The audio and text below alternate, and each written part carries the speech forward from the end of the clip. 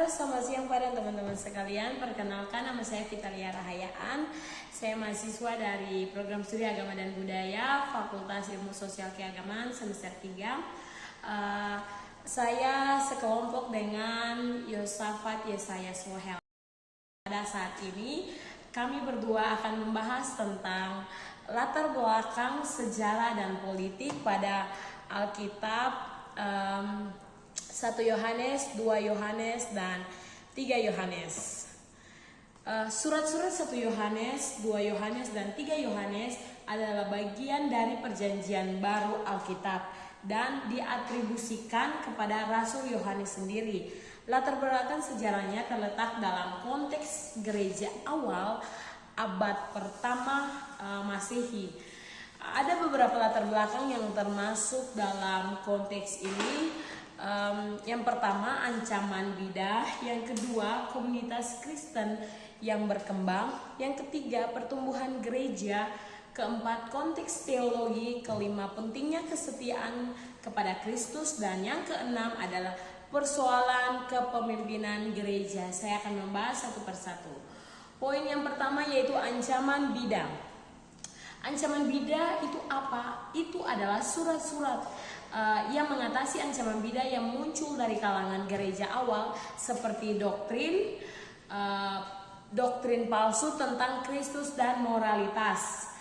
Sedangkan poin kedua yaitu komunitas Kristen yang berkembang. Di dalamnya membahas apa sih? Membahas pada masa itu komunitas Kristen tumbuh dan menghadapi tantangan dari luar dan dalam. Kenapa? Karena surat-surat ini memberikan pedoman rohani dan ajaran untuk mempertahankan iman. Poin yang ketiga yaitu pertumbuhan gereja. Pertumbuhan gereja-gereja di Asia Kecil mengalami pertumbuhan dan tantangan. Kenapa? Karena surat-surat ini memberikan paduan spiritual dan nasihat pastoral dari Rasul Yohanes sendiri. Poin keempat yaitu konteks teologi. Konteks teologi ini yaitu Yohanes menekankan konsep cinta, kebenaran, dan kehidupan dalam hubungan dengan Kristus. Yohanes juga menanggapi isu-isu teologis dan praktis yang muncul di kalangan komunitas Kristen itu sendiri.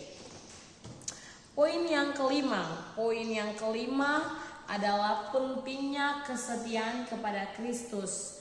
Rasul Yohanes menekankan pentingnya tetap setia kepada ajaran Kristus dan menolak ajaran yang salah. Poin yang keenam yaitu persoalan kepemimpinan gereja. Ada indikasi bahwa surat-surat ini memberikan paduan terkait kepemimpinan gereja dan tanggung jawab yang menjaga integritas ajaran iman itu sendiri. Kenapa? Latar belakang sejarah ini memberikan konteks untuk kita memahami pesan-pesan dalam surat 1 Yohanes, 2 Yohanes, dan 3 Yohanes yang pada intinya memberikan bimbingan rohania dan pemahaman lebih lanjut tentang ajaran Yesus Kristus itu sendiri. Karena surat-surat Yohanes dalam pengajaran baru tidak secara langsung menyediakan informasi tentang latar belakang politik pada zamannya. Karena surat-surat Yohanes tersebut lebih fokus kepada ajaran rohani dan moral seperti yang tertera pada 6 poin yang tadi saya sudah jelaskan. Namun kita tahu bahwa Yohanes penulis surat-surat tersebut hidup pada abad pertama Masehi. Masehi dalam konteks kekristenan awal ini adalah wilayah Romawi. Pada masa itu umat Kristen menghadapi berbagai macam tantangan termasuk tekanan dari pemerintah Romawi dan beberapa waktu menjadikan agama Kristen sebagai target. Kenapa target? Karena surat-surat Yohanes mencerminkan situasi dan menekankan pada pentingnya iman yang kokoh dan hidup sesuai ajaran Kristus di tengah-tengah ketidakpastian dan penganiayaan.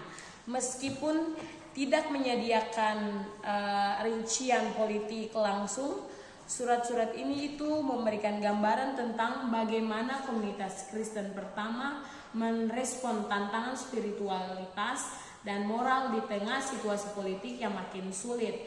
Surat-surat Yohanes ini juga dalam Perjanjian Baru ditulis oleh Rasul Yohanes itu sendiri, yang ialah adalah salah satu murid Yesus. Jadi latar belakang agama yang menceritakan surat-surat ini terletak dalam konteks perkembangan kekristenan. Selanjutnya akan dijelaskan oleh teman saya, Yosafat Yesaya Sohel. Oke, selanjutnya di sini saya akan melanjutkan presentasi dari teman saya yang pertama. Surat-surat Yohanes dalam Perjanjian Baru ditulis oleh Rasul Yohanes, salah satu murid Yesus. Latar belakang agama yang mencirikan surat-surat ini terletak dalam konteks perkembangan awal Kristen. Jadi yang pertama itu, lawan bidat dan pemahaman ajaran Kristus. Yohanes menulis surat-surat ini untuk mengatasi bidat dan pemahaman keliru yang mungkin muncul di antara komunitas Kristen. Dia menekan pentingnya mempertahankan ajaran asli Kristus dan menanggapi ancaman terhadap kebenaran iman. Yang selanjutnya, perkembangan kekristenan awal. Surat-surat Yohanes ini memberikan wawasan tentang bagaimana kekristenan berkembang dan berinteraksi dengan masyarakat pada abad pertama Masehi. Hal ini tercermin dalam tantangan yang dihadapi oleh komunitas Kristen pertama dalam mempertahankan iman mereka. Dan selanjutnya, pentingnya kasih. Yohanes menyoroti pentingnya kasih baik dalam hubungan sesama manusia maupun dalam hubungan dengan Allah. Konsep kasih ini mencerminkan ajaran Kristus tentang cinta dan kepentingan dalam konteks kehidupan rohani. Dan yang terakhir, tentang penganiayaan. Terhadap indikasi bahwa komunitas Kristen pada masa itu menghadapi penganiayaan dan tekanan dari luar, surat-surat Yohanes memberikan dukungan rohani dan bimbingan moral dalam menghadapi situasi sulit ini. Dengan menyajikan pemahaman ini, surat Yohanes memberikan pandangan tentang bagaimana iman Kristen diartikulasikan dalam pertahankan dan dipertahankan di tengah-tengah tantangan agama pada zamannya.